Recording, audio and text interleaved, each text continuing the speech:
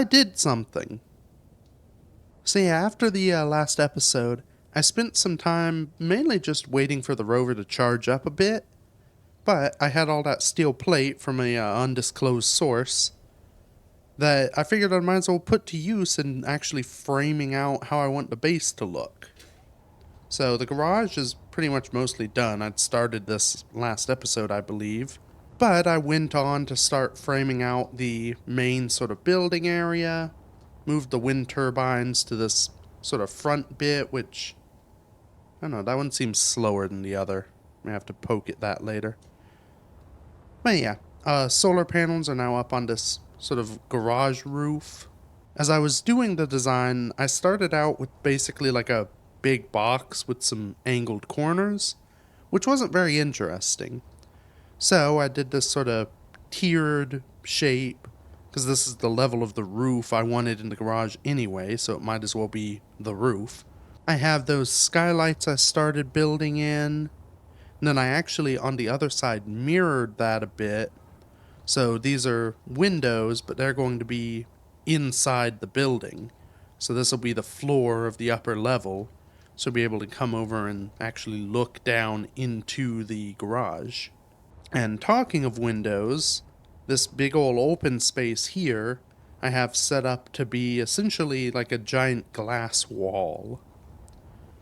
So I'm going to use 2x1 windowy bits going up there.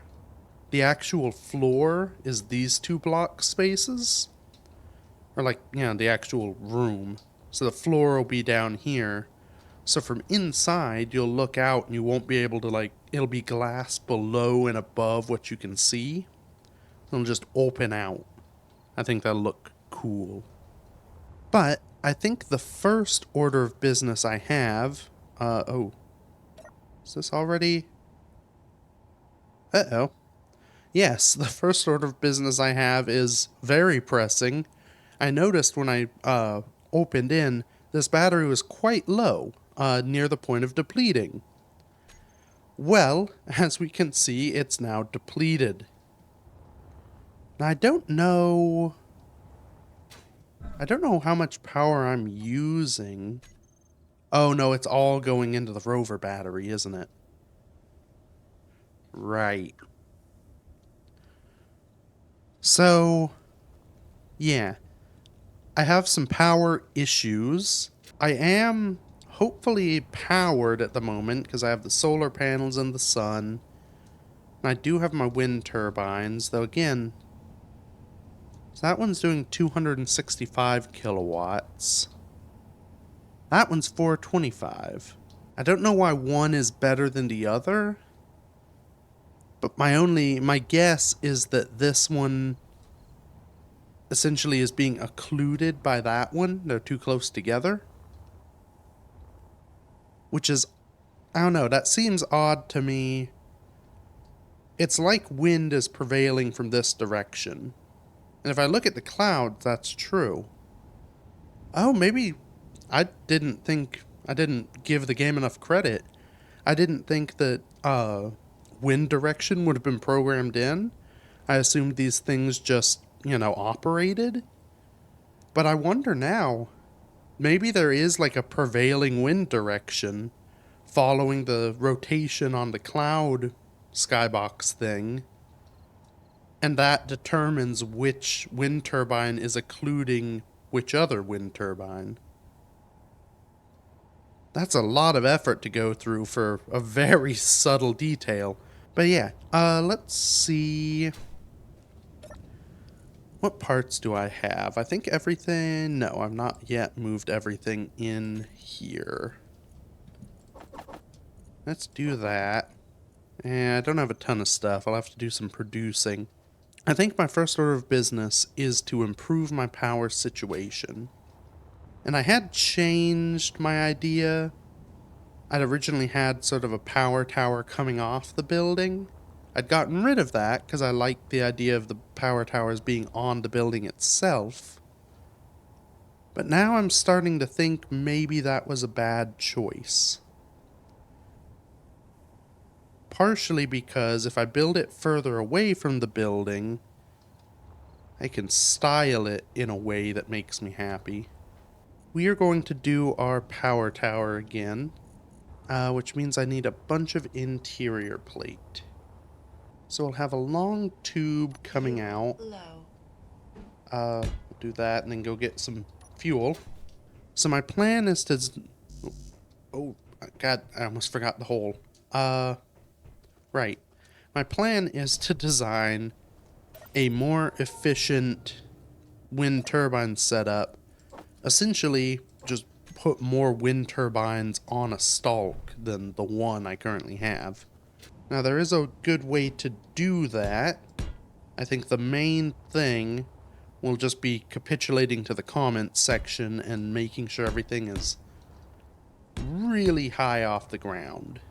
So now we put one of these things, and I think I talked about it before. The main reason I use these I'm using the pipe conveyors, even though none of this is conveyored or needs to be conveyored, is they carry on the sort of rounded shape, but transition to other directions better than the cylinders.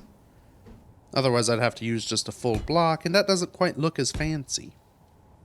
So, this is what could be called a wind turbine squid, I suppose.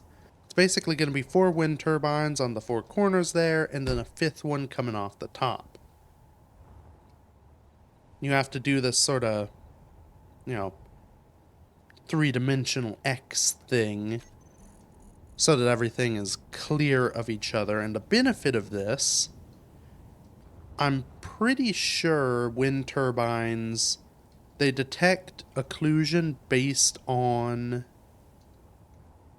the bounding box of the wind turbine. So this bounding box is 3x3 for this size turbine. This one is 3x3. Essentially, the corner of this block is where the 2 bounding boxes meet, but they don't overlap each other at all. They're just touching on the corner. I think that means that they won't interfere with each other. We may do some testing and see, because I don't know if that's how it works. But if we have those 4... Now these guys have a bigger clearance, but I still kind of like the idea of it. Plus, it'll break up the visuals of this, because these 4 smaller wind turbines are different looking than the top. So yeah, we'll see if this thing works. We may fiddle with it a bit to make it more efficient. But if nothing else, we currently have 2 wind turbines. This will be 5 wind turbines, so 3 more turbines can't do harm. Alright, so that's the top one. It's producing 379 kilowatt, or 371 kilowatts. Let's see what happens if I raise it 1 block higher, so that it's no longer touching these guys. Yeah, 425. Okay. So it looks like a 1 block gap. I don't know if this is 100% perfect, but that's as good as it was getting over there. So I guess a 1 block gap in between the bounding boxes is enough to make them happy with each other. Which I think is a pretty... yeah, that's a fair system. You have to space things out a bit, but... you don't have to get too crazy. And I do think they look more side to side than maybe they do down. Because of course you can't stack wind turbines. Though honestly, I wish you could, especially with these guys. I think that's reasonable. So 425, 425.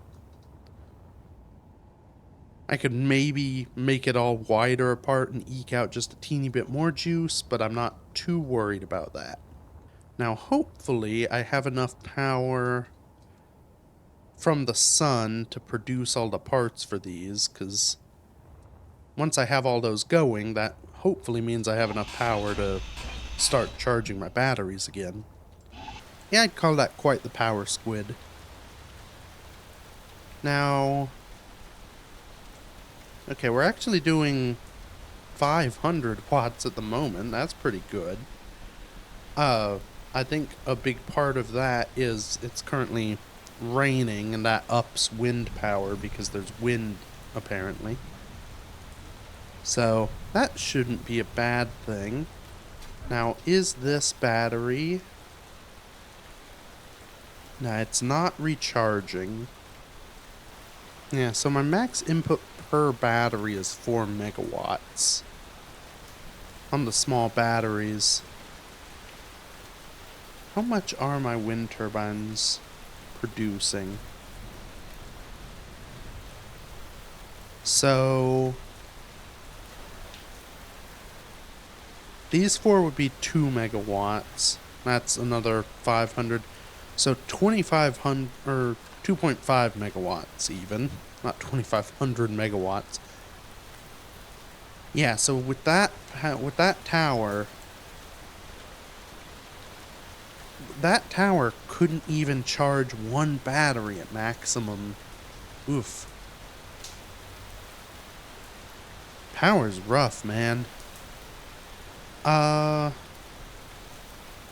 Do I have enough to get one of these batteries built? Because that'll at the very least get me some free power, because they start at half charge. It's really just a matter of... actually, ooh. It's partially a matter of, do I have enough materials at the moment? Okay. So I have 1.1k iron, plenty of nickel and silicon. That's what I need. Yeah, I should have enough for one battery. That'll help inch me along. What is the vehicle at? In case I need to charge or go mining.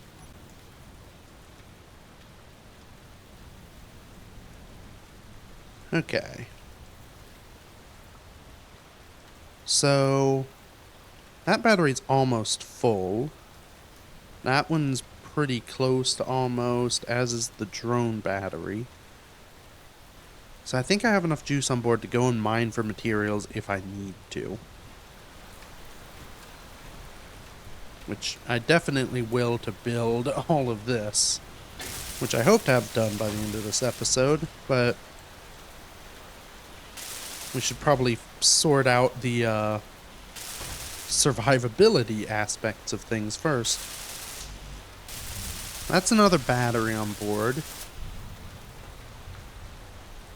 So that's good. This one... oh, right, because the other battery is emptying its charge. This one is now sort of... they're essentially equalizing. That one gets a little bit of charge, drains it out. Okay. Other power solutions. I'm curious. Does it give me... no, I can't see how much power an engine would produce unless I build one. Parts are always useful. I am next to an ice lake. My plan is to eventually have an ice mining facility that can continuously supply me with some. So maybe it's worth popping in.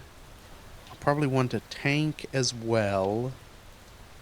Then a hydrogen engine, maybe just right here. I could even have the tank in line with this conveyor. But then, depending on how much juice an engine puts out, that could be essentially a backup power supply for me. If batteries get too low and the wind and solar isn't doing it, it burns some hydrogen for a while. Oh, in fact, really I should put it right off of this. Okay, temporarily. Just so I can get this stuff all kind of set up. Gonna pop my survival kit here off of this port of the O2H2 gen. That gives me still access to all the hydrogen and whatnot, And then I can build this engine right here with parts that didn't get produced because I'm out of iron. All right. Mining it is. Oh, and you know what? Huh. I need to do some repairs on this thing. I should really set up a repair projector on board. I do think, though... Yeah, I need the bits for those. Which I'm not going to be able to produce because I've run myself out of material. Oh, that's one.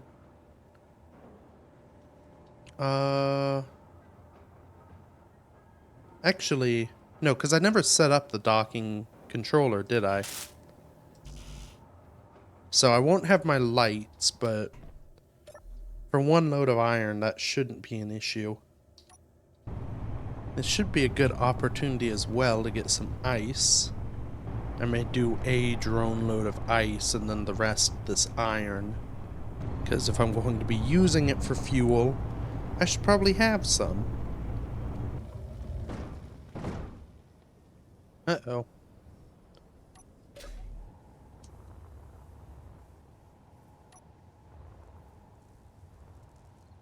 Oh, nuts. Ah. What did I even... Oh, I hit this. Dang it. Okay. Well, that is a drone down. I need to manually take the stuff out of it in order to get the parts to fix it. Hopefully it keeps its power when I repair the battery. Okay. Now... Oh, I also damaged all my forward thrusters. Should have checked that before I flew all the way back.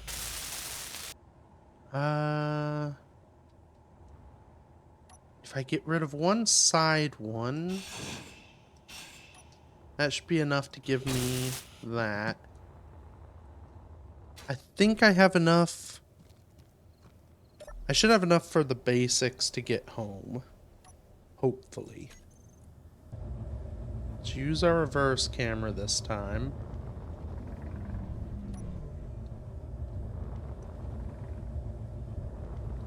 Though admittedly, I don't know if the reverse camera would have been all that helpful. As I hit the low end of the battery. Though it may have given me a sense that there was more behind me than I was seeing.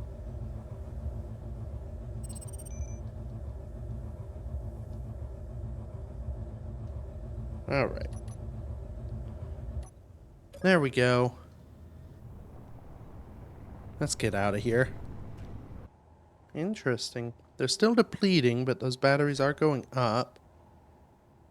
I did put the right batteries on recharge, right? That's on recharge.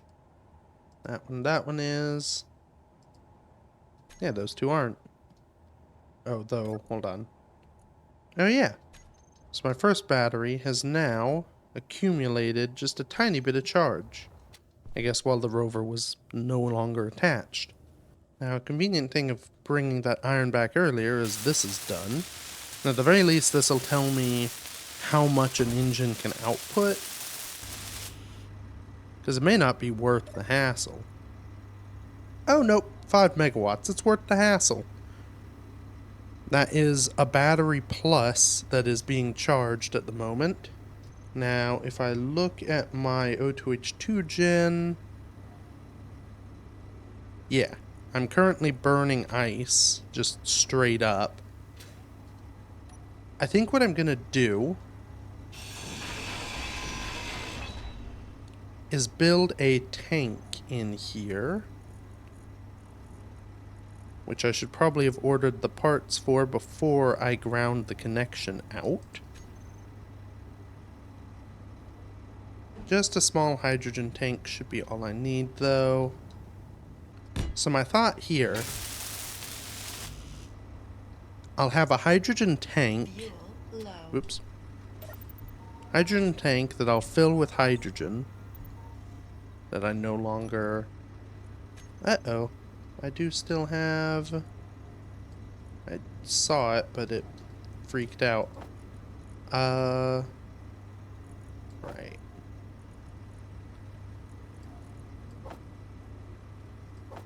Get that.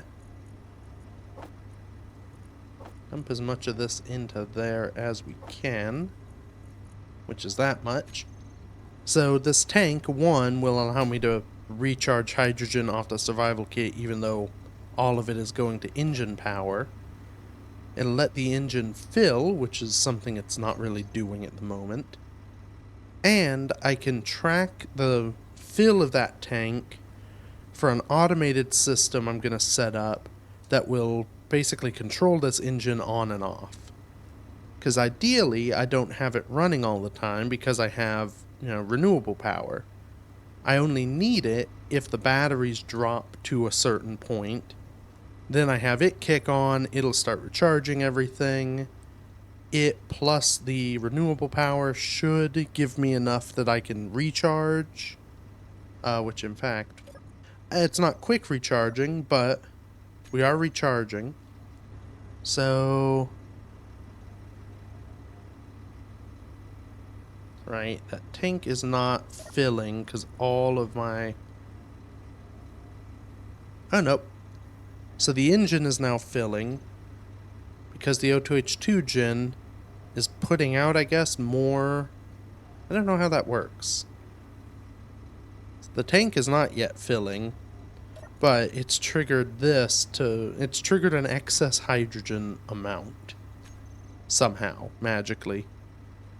So that's good. That means the system will slowly fill up. Truthfully, I wonder if because this has a hydrogen, it has an unbuilt hydrogen tank, I bet you I can just monitor hydrogen in the engine. Though that seems maybe risky. Because I want the engine to turn off if either the batteries are above a certain amount of charge or if the if my fuel supply runs too low. So I could monitor the engine itself, turn it off when it gets below like 50%, but that means my tank is fully drained. So I probably want to monitor the tank. I probably didn't strictly need the tank, but because of this system I wouldn't have had hydrogen.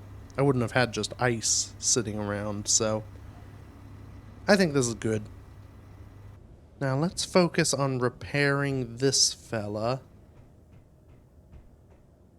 And I think I should be able to do that fairly easily. So with a projector in here, I think this had a event controller in it. I must have ground it down completely for parts. This projector should allow me... I don't know why it didn't pull all the bits for it. It should allow me to project the blueprint I have of the rover. And then I can just weld it up. I'd also probably fix this.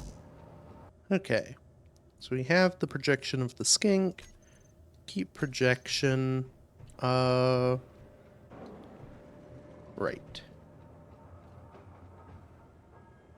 Which way? Oh, pitch. Wow, I normally have to fiddle with that more. That's convenient. So now we can show only buildable. That gives me a lovely, convenient projection of all the bits I need. Alright, now that I've gotten that done, I think we can go ahead and fully set up the event controllers and stuff so these things are done. So for the mining drone, our docking controller, I probably want to do this with these guys all separated out.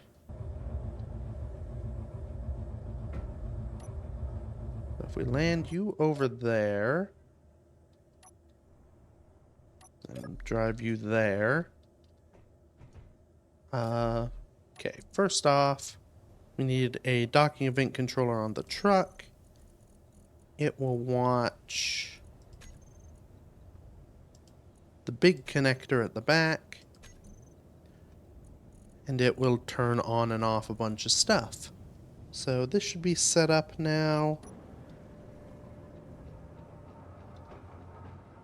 So when I'm ready to dock, if I go ahead and click it, yep, lights have turned off, the antenna's off, batteries should be, they're not on auto. I think I messed up that one.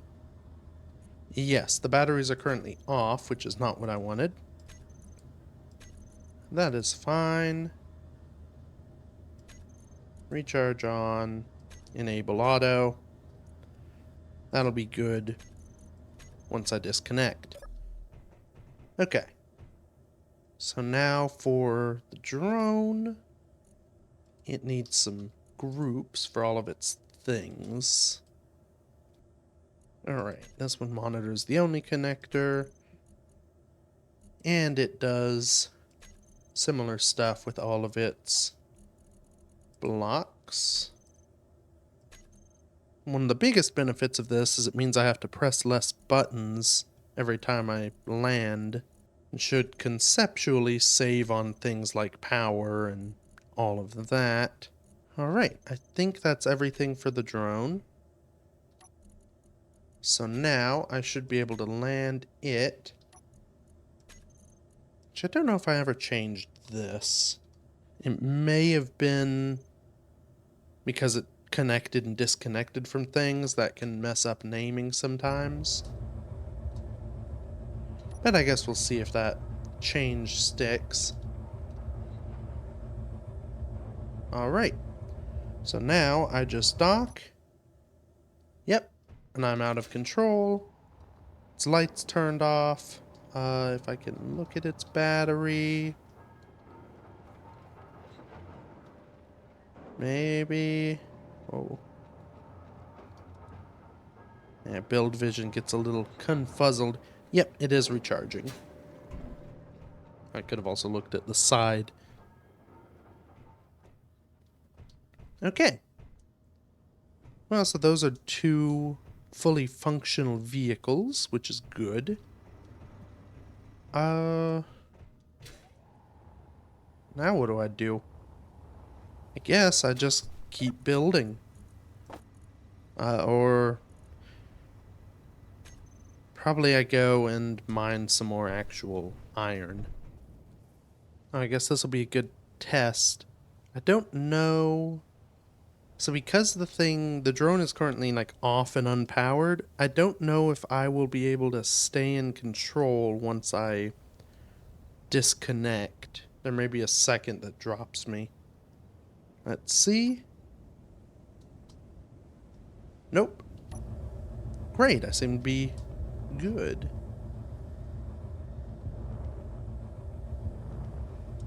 Alright, well task 1 is to get rid of this death ridge.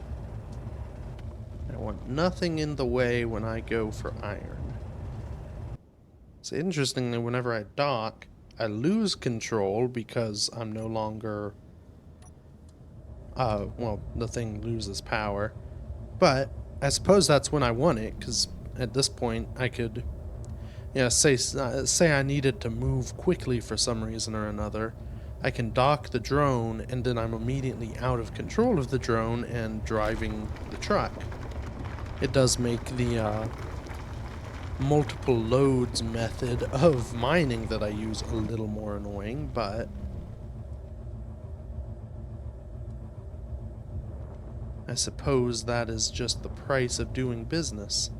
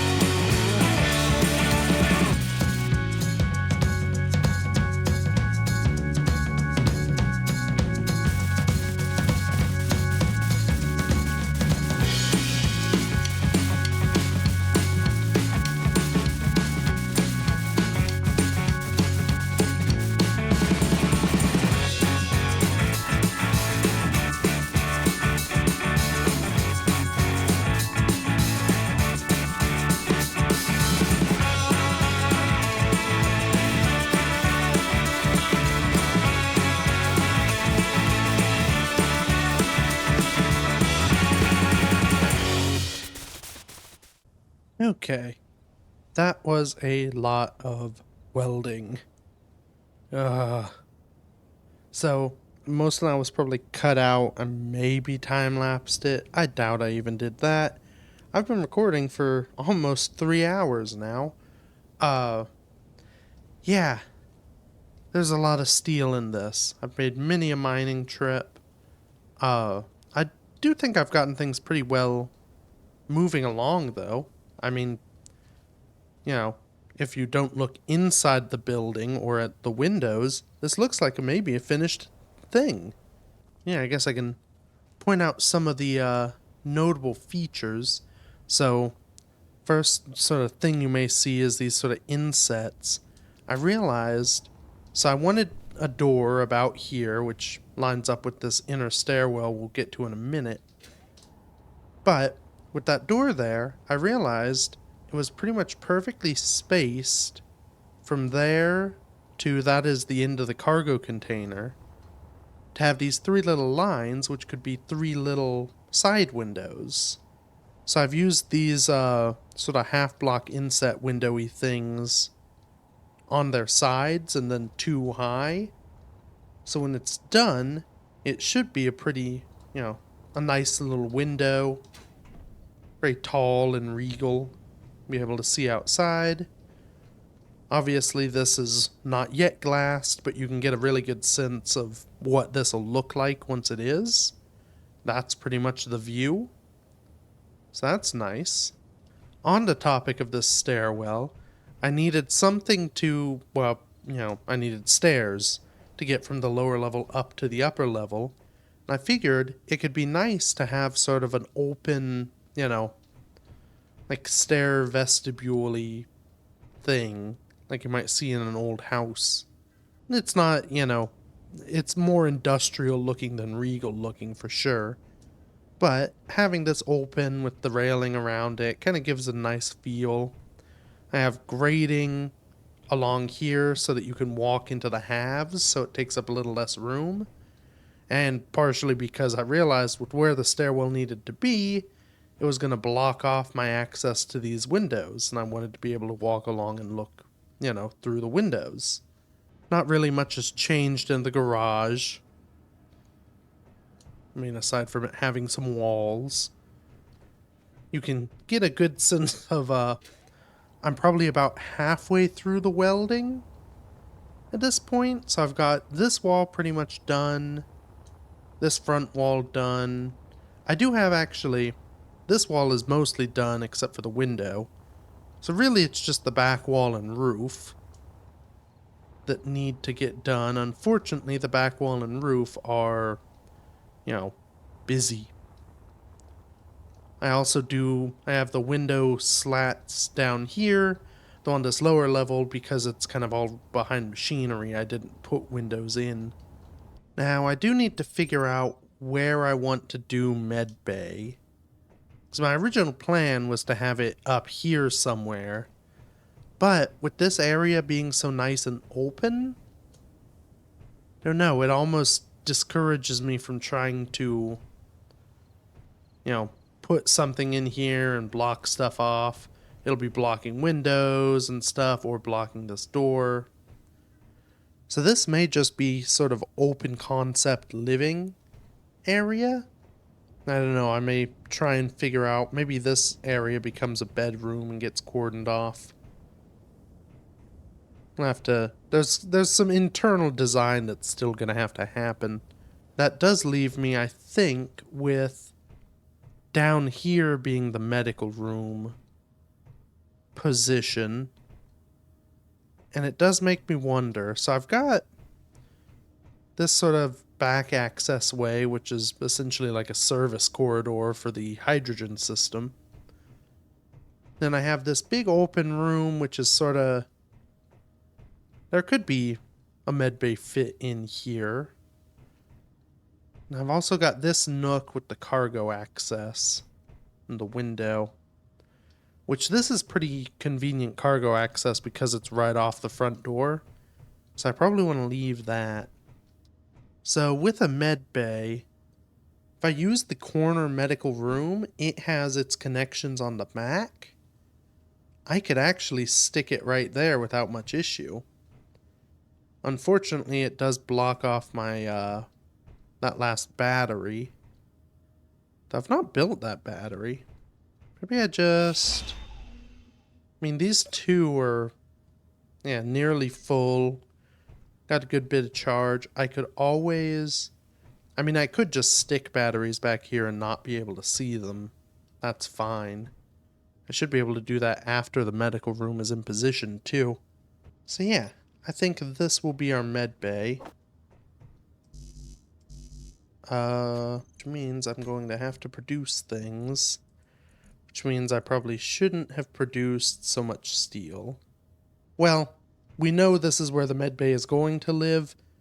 I cannot produce it because I'd have to go mining again, and I'm tired. I really am. So with that, I'll say thank you everybody so much for watching. Next time, I'll probably, in between episodes, finish all the welding, because it's not really even content, really. But yeah, that's all coming for the future, and next week we'll do more things. Bye-bye!